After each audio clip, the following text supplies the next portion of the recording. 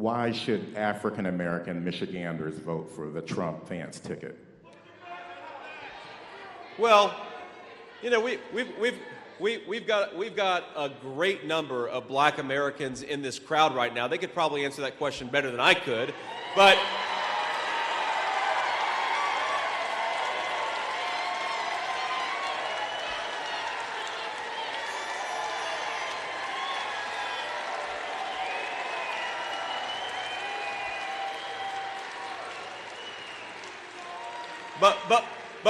But without calling everybody up here, because I'm a politician, I don't like to share the microphone with anybody as much as I like them.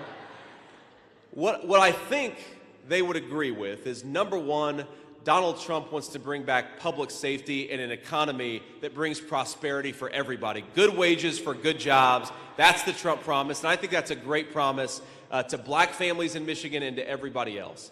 Here's something else. I mean, there is this idea in the media, and I don't know where it came from, that somehow Black Americans don't believe in public safety in this country. Well, we know whether you're Democrat, Republican, or Independent, Black Americans do care about public safety in this country. They want to empower our law enforcement officers to do their job.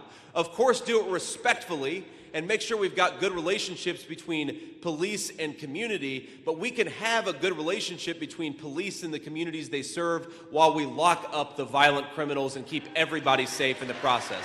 I think that's very possible.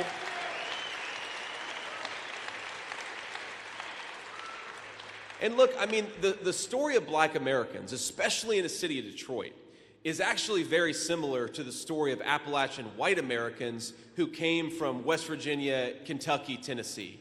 We moved to places like Detroit, Black and white together, because there were good jobs for people who were willing to work hard and play by the rules. And it wasn't always perfect, but for a generation in this country, people, Black and white, worked together, raised their families, built things in this country, and created prosperity for the entire country. And if you...